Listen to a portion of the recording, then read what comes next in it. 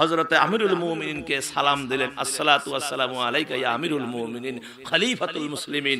সালামের জবাব দিয়ে আমিরুল মুমিনিন মাথা তুলে দেখে সুন্দর নাদুস নুদুস একটা কলিজার টুকরা মা বাবার সন্তান খুব হাসখোল কোলার মধ্যে খেলতেছে। হযরত ওমর বললেন, বাহ, বাচ্চাটা তো মাশাআল্লাহ, আল্লাহু আকবার, কি সুন্দর বাচ্চা। হযরত ওমর প্রশংসা করলেন। এখন লোকটি বললেন যে আমিরুল মুমিনিন, আমার একটা কথা আছে, যদি আপনি মনোযোগ দিয়ে শোনেন। কি কথা? আপনি যে বাচ্চাটাকে আমার কোলায় দেখতেছেন, এই বাচ্চাটা ওর মা মারা যাওয়ার পরে কবরের ভিতরে জন্ম দিয়েছেন। সুবহানাল্লাহ কয় না? কিসের ভিতরে? কবরের ভিতরে এই বাচ্চাটার জন্ম হয়েছে। আমিরুল মুমিনিন এই কথা শুনে দাঁড়া ছিল, বসে পড়লেন। বসে পড়ে বললেন, আমার জীবনে লাইফে আমি এরকম কথা শুনি নাই যে মানুষের জন্ম কবরের ভিতরে হয়। কথা কন না কেন? আপনারা শুনছেন তো বোধহয় না? এই হিলির মানুষে শুনছেন। তাহলে কেন কবরের ভিতরে জন্ম হলো, কি কারণে, এটা শোনার দরকার আছে না নাই? কারা কারা শুনবেন হাত তুলে দেখান একটু। আল্লাহু আকবার, লিল্লাহে তাকবীর, লিল্লাহে তাকবীর, হাত নামান। দুই নাম্বার হলো প্রিয় নবী মুহাম্মদ রাসূলুল্লাহ সাল্লাল্লাহু আলাইহি ওয়াসাল্লাম, তিনি হেঁটে যাচ্ছেন। সাহাবী ছিল সাথে প্রায় 8 থেকে 10 জন সাহাবী হুজুর সাল্লামের দাওয়াত দেওয়ার যাচ্ছেন। আর একজন মহিলা অপর দিক থেকে একটা কোলার মধ্যে একটা বাচ্চা নিয়ে উল্টা দিক থেকে আসতেছেন। মহিলা, ওই একটাই বাচ্চা, তার উল্টা দিক থেকে আসতেছেন।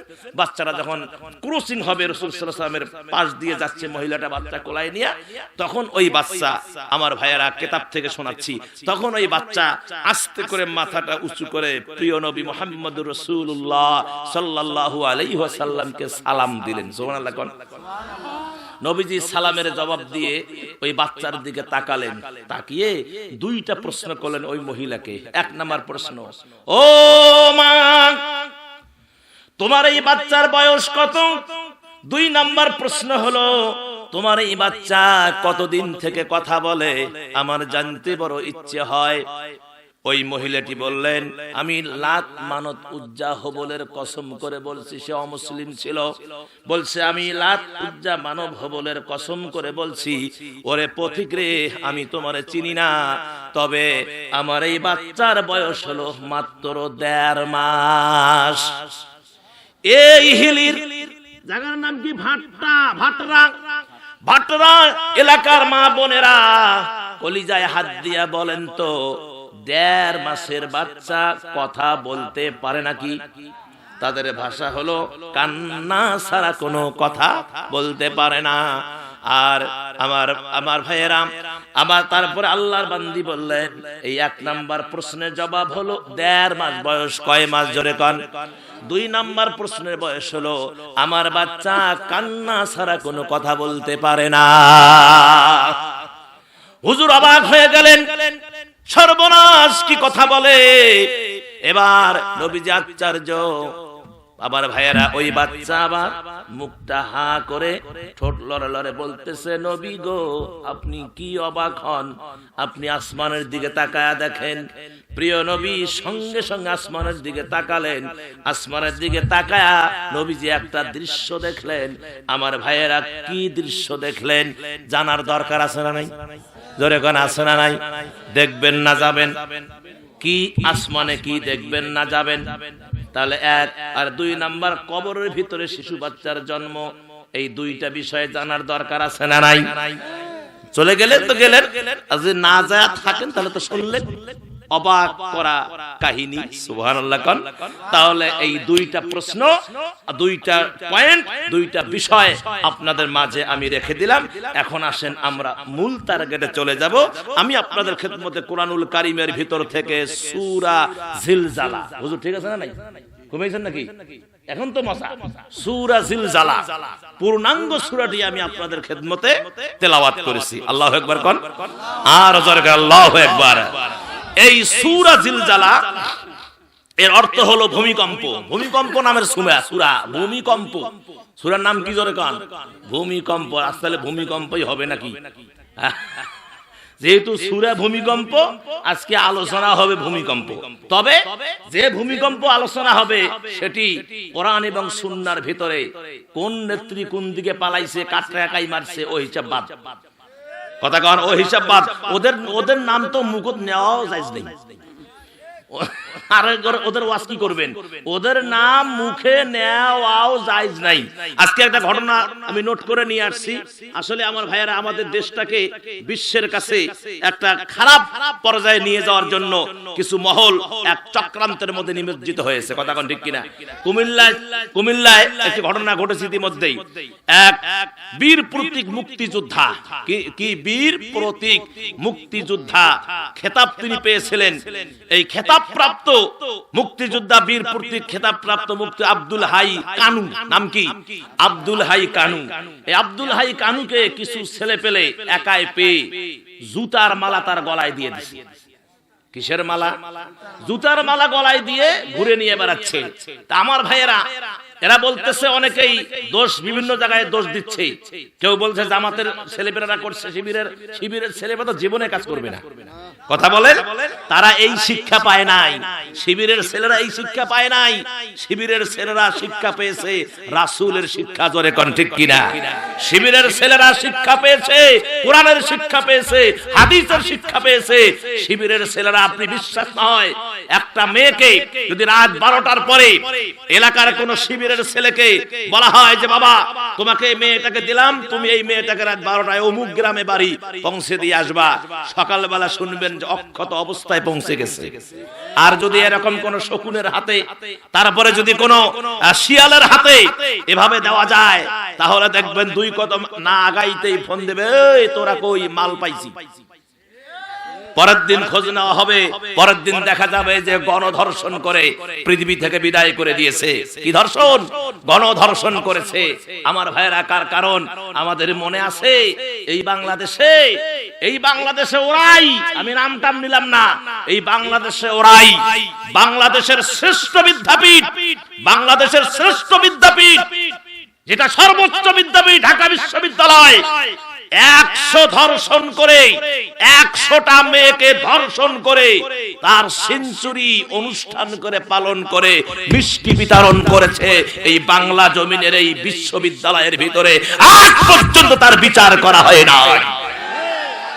এদের সবগুলোর বিচার এই বাংলার মাটিতে হবে, জনগণের আদালতে এদের বিচার হবে। কথা বলেন আমার ভাইয়েরা, এই জন্য কোরআনকে সংবিধান হিসাবে সংসদে নিয়ে যেতে হবে। কারা কারা রাজি? দুহাত তুলে আমার আল্লাহকে দেখান। জোরে তাকবীর, জোরে তাকবীর দেন। হবে না আবার নতুন কি তাকবীর দেন? ভাই তাকবীর তোলেন, আপনি তোলেন।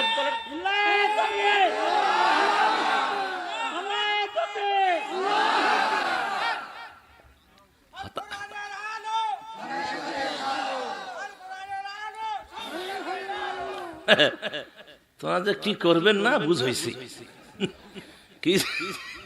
কি যে ঘাস কাটবেন, এটা যে ওই ঘাস কি গাছছেন বাড়ির মধ্যে, ওগুলো ছাড়া এমনি খাটনি করে ঘাস কাটতে পারেন না।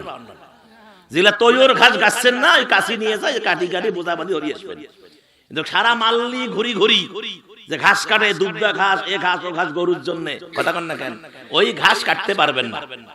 আমার ভাইয়েরা, এখনো যদি 16 বছরের মতো বুক বন্ধ করে থাকেন, তাহলে কিন্তু আর হবে না। এখন আমাদেরকে জাগতে হবে। শিবিরের ছেলেরা বুকের বোতাম খুলে দিয়ে রাস্তায় হাঁটবা, কোন বেটাকে পরোয়া নয়। আমার ভাইয়েরা, ঈমানকে মজবুত করবেন।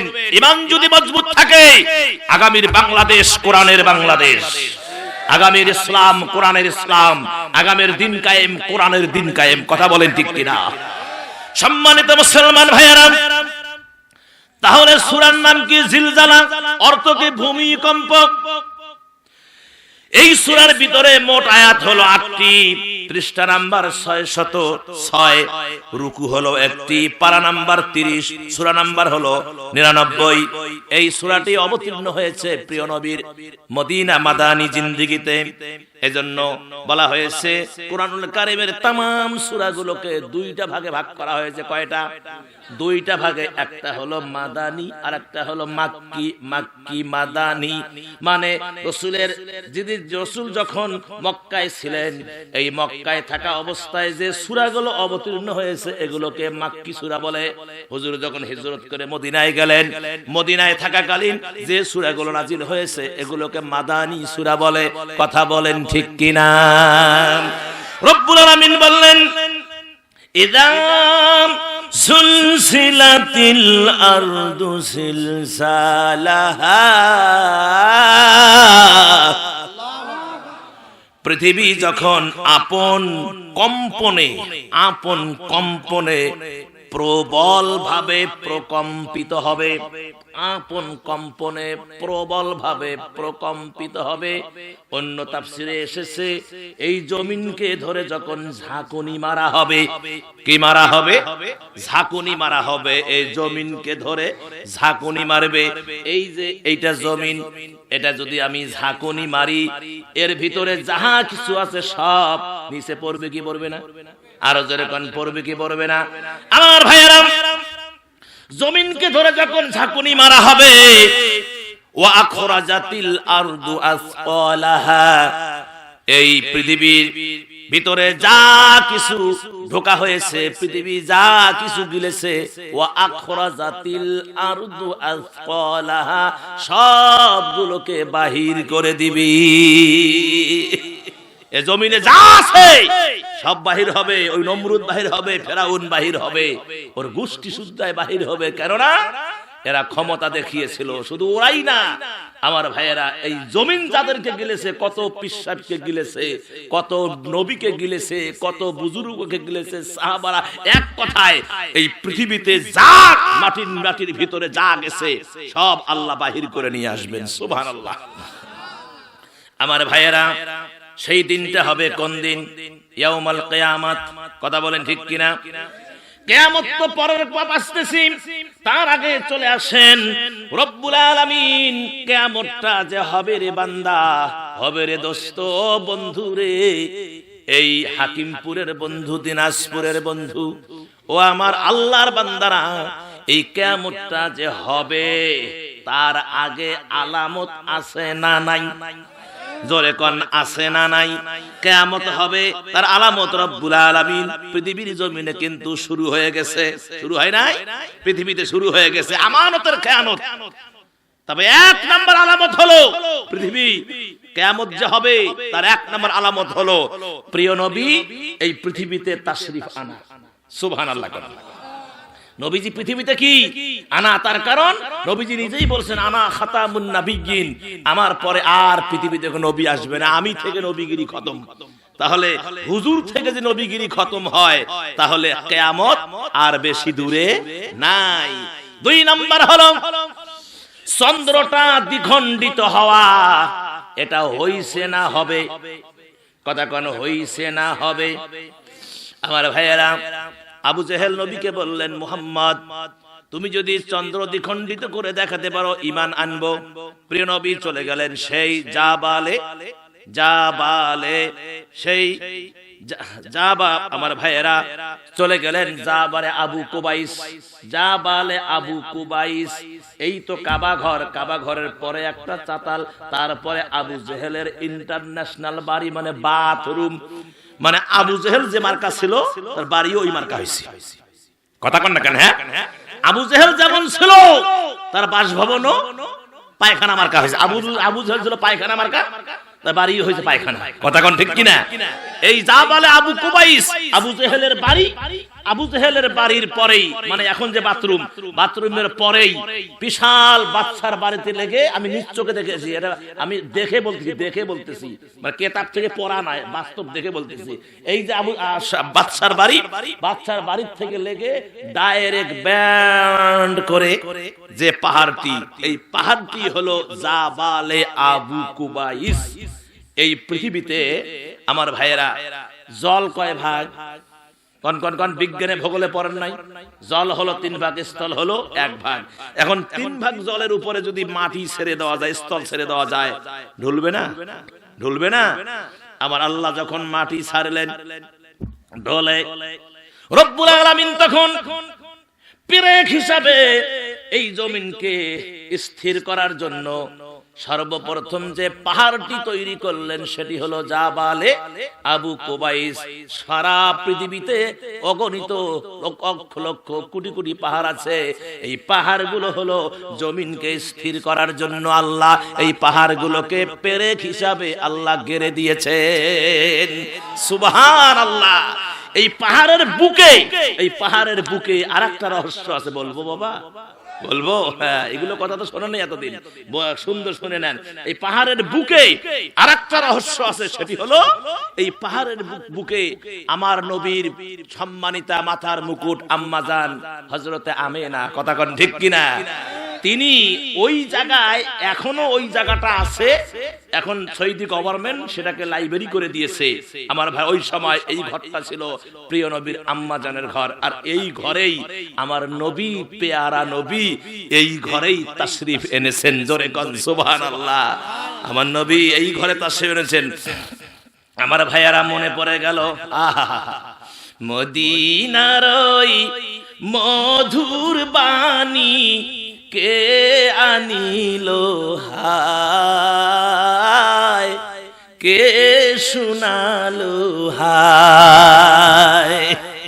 মদিনার ওই মধুর বাণী কে আনিল হায়, কে শুনালো হায়। আল্লাহর বাণী পৌঁছাইতে এলেন নবীজি দুনিয়াতে, কত শত ইট মারিল আমার পিয়ারা নবীর গায়, কে আনিল হায়। মদিনার ওই মধুর বাণী কে শোনালো হায়, কে আনিল হায়। আরো জোরে কর মারহাবা। আল্লাহর বাণী পৌঁছাইতে গেলেন নবীজি তায়েফেতে, সোনার দেহ আমার নবীর তারা করলো রক্তে রক্তে লাল, কে আনিল হায়। মদিনার ওই মধুর বাণী কে শোনালো হায়, কে আনিল হায়। আরো জোরে কান মারহাবা। কি দাদা চলবে না দোয়া? চলবে। বাজে কয়টা? 12টা বাজে। আমার ভাইয়ের এখন দোয়া হবে, আল্লাহ যদি বাঁচা রাখে আর এক সময় আলোচনা হবে। 12টা যেহেতু পার হয়ে গেছে আর আলোচনা করা যাবে না। কি কন আপনারা? হুজুর কি কন? আর কিছুক্ষণ চলবে নাকি? মা ঠেলা কদ্দুস চলে চলো দেখি। আমার মুসলমানরা, আপনাদের মন খারাপ? বাস, এই মুসলমানেরা, এই জায়গায় আমার প্রিয় নবী জন্মগ্রহণ করেছেন। জোরে বলেন মারহাবা। আরো জোরে কোন মারহাবা। তাহলে আল্লাহর নবী এই পাহাড়ে উঠে আবু জেহেলের প্রশ্নের জবাবে প্রিয় নবী যখন শাহাদাত আঙ্গুলিখানা উঠালেন, আর সঙ্গে সঙ্গে চন্দ্রটা 2 ভাগ হয়ে গেল। আর চন্দ্র 2 ভাগ হওয়া মানে কিয়ামত আর বেশি দিন নাই।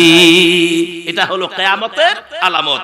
তারপরে আসেন আমানতের খেয়ানত করা, এটাও কিয়ামতের আলামত। আমানতের খেয়ানত হচ্ছে কি হচ্ছে না? জোরে কোন হচ্ছে কি হচ্ছে না?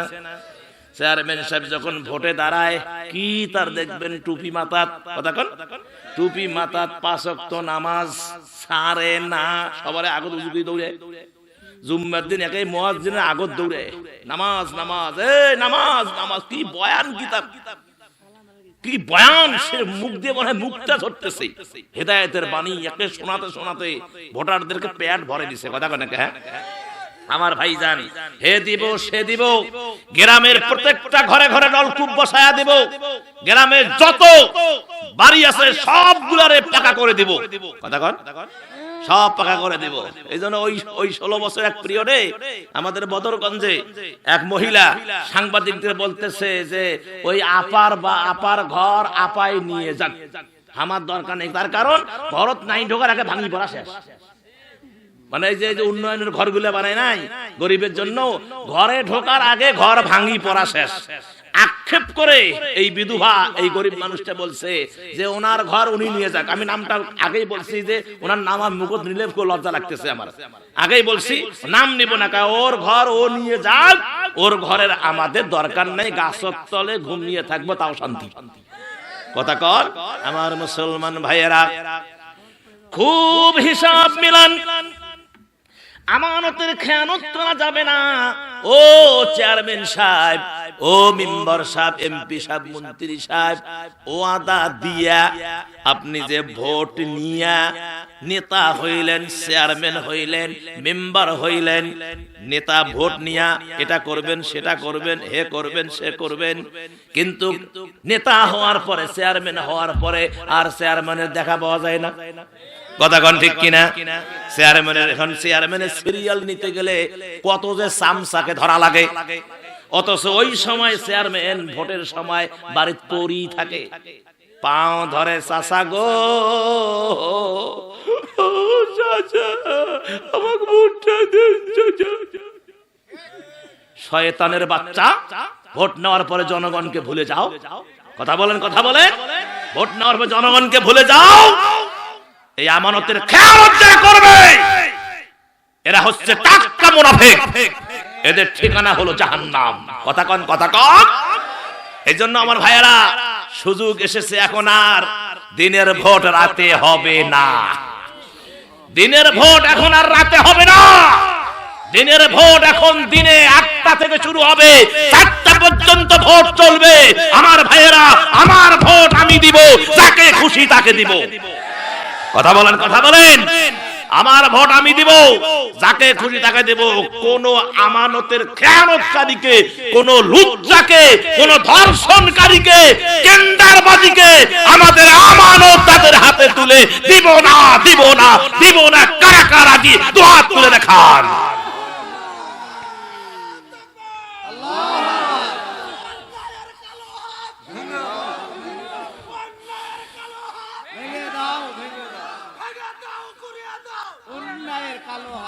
মার হাবা। হ্যাঁ, বাপের বেটা, আল্লাহু আকবার কন।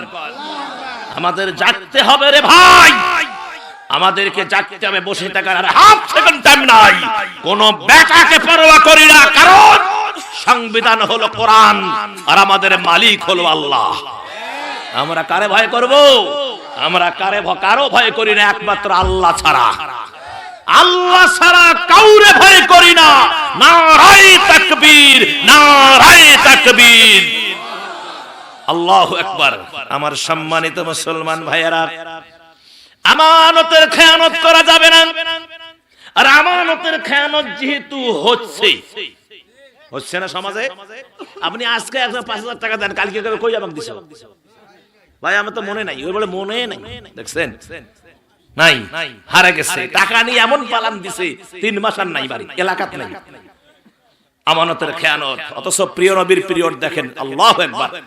প্রিয় নবীর পিরিয়ডে আল্লাহর নবীর কাছে যদি কেউ কোন আমানত রাখতেন, কয় মাস পরে নিবে। আমার ভাইয়েরা, আল্লাহর রাসূলকে যেভাবে দেওয়া হয়েছে নবীজি সেভাবেই আমানত ফেরত দিয়েছেন। সুবহানাল্লাহ। অনেক মাথায় অনেক মসজিদের ক্যাশিয়ার আছেন, অনেক মসজিদের সভাপতি আছেন। আপনাকে মসজিদের একজনে 10,000 টাকা দিছে, আপনি বলেছেন যে 10,000 টাকা দিছে তো দিব এক সময়, নিয়ে একে সাথে সাথে জামাই কোন বাবা আজ বেটিক ধরি আইছেন, নাতি বুদিক ধরি আইছেন, টাকায় যে 10,000 টাকা গরম পাইছে আইছেন, একেবারে সে টাকা নিয়ে একে গরুর গোস্ত, তোমার কি বলে মুরগির গোস্ত, একে খাওয়া দাওয়ার ধুমধাম, মসজিদের টাকায় খাওয়ার আইট দেখেন। কথা কয় না কে? হ্যাঁ, এরকম এরকম এরকম বদমাশ কেশিয়ার আছে না নাই? এরকম সমাজে আছে না নাই? আমার ভাইয়েরা, এই বৈষম্য দূর করতে হবে। এই বৈষম্য দূর করতে হবে, ইসলামী হুকুমত কায়েম হয়ে যাক, কোরআনকে সংবিধান বানান। আমার ভাইয়েরা, প্রত্যেকটা মসজিদের এই রকম চোর, বাটপার, জিনাখোর, মদখোর, সুদারু, ঘুষারু এই সমস্ত কমিটির সদস্যদেরকে আগে থেরেট দেওয়া হবে। আপনি দায়িত্ব ছাড়েন, আজ থেরেট দেওয়া তারপরে না ছাড়ে ওর কানটা ধরে মতলিতে মতলিতে মসজিদ থেকে, মসজিদের ওই পথ থেকে বাহির করে দেওয়া হবে। কথা বলেন ঠিক কিনা? আরো জোরে কোন ঠিক কিনা? আমার ভাইয়েরা, আল্লাহর পবিত্র ঘরে, আমার নবীর পবিত্র ঘরে, মাদ্রাসায়, মসজিদে কোন সুদারু থাকতে পারবে না, কোন জিনাখোর থাকতে পারবে না, মদখোর থাকতে পারবে না, গাঁজাখোর থাকতে পারবে না। এমনকি তাফসীর মাহফিলের কোন সভাপতি, কোন প্রধান অতিথি গাঁজাখোর হতে পারে না, মদখোর হতে পারে না, টেন্ডারবাজি হতে পারে না, জিনাখোর হতে পারে না, সুদখোর হতে পারে না। আমার কথায় কারা কারা একমত? একবার দুহাত তুলে আমার আল্লাহকে দেখান। হ্যাঁ হ্যাঁ হ্যাঁ,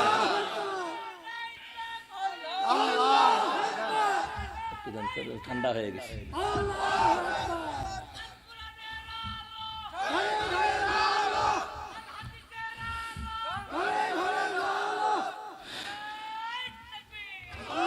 বাস, খুব পরিশ্রম করছেন।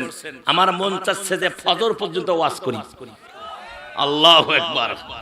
আমার মুসলমান ভাইয়েরা, তাহলে আমানতের খেয়ানত করা, এটা হলো কিয়ামতের আলামত। কথা কোন ঠিক কিনা?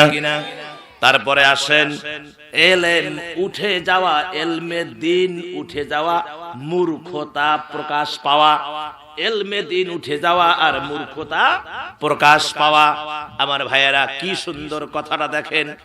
আজকে দেখেন এই বাংলার জমিনে কত মূর্খ মানুষ, যাদের কোনো যোগ্যতা নাই, নামটা পর্যন্ত লিখতে পারে না, সে আবার সংসদের সদস্যা। কথা কন। সেদিন দেখলাম পটুয়াখালীর একজন নেত্রী, লুৎফুন্নিসা নাকি নাম, পটুয়াখালীতে, উনি সংসদে কাগজ দেখি দেখি পড়ছে, মাননীয় প্রধানমন্ত্রী পড়িয়া দেখিও পড়তে পারছে না। সেটা হইছে সংসদের মন্ত্রী। কথা কন না কেন? আরো জোরে কন। আমার ভাইয়েরা, আমাদের পটুয়াখালীর কথা কি বলি, আমাদের রংপুরের দেখেন দুই সংসদের দুই সদস্য, একজনে বলল যে মাননীয় স্পিকার, আপনি আমার একটা বরাদ্দ দেন, আমি সরু রাস্তা চ্যাপ্টা করে দিব। কি চমৎকার কথা দেখেন, রাস্তা সরু চ্যাপ্টা করে দিবে। পরে স্পিকার বলল, আপনার 3 মাস ছুটি, আগে ভাষা শিখিয়েছেন। এরা গেল।